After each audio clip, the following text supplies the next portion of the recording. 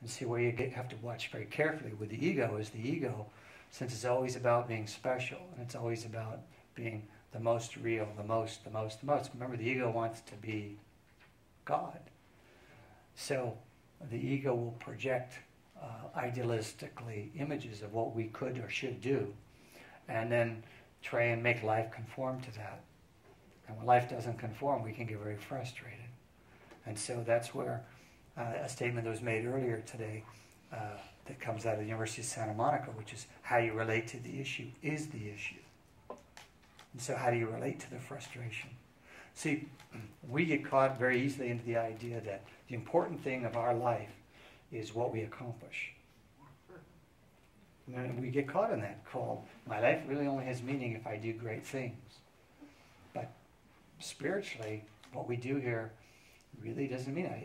I gave the adage earlier, says that it comes out of the Bible, your good works are as filthy rags before the Lord. But those filthy rags in that time were the menstrual rags that a woman used to clean herself. They were trying to say, this is not about good works. God doesn't care so much about your good works. We get trapped into the game here that says, God will reward me for my good works. Yes, when you are loving and do good things, or what we call good things, you can accrue good karma. Meaning, because as you sow, so shall you reap. So good can come back to you, but nonetheless, it's got to come back to you in this level. See what I'm saying? It's going to come back to you, and the real gain and the real freedom comes from getting beyond this level. So there's an ambition inside of you that drives you, but then you keep encountering the frustration because you sense the possibility of how it could be, and it keeps running into the reality of what it is.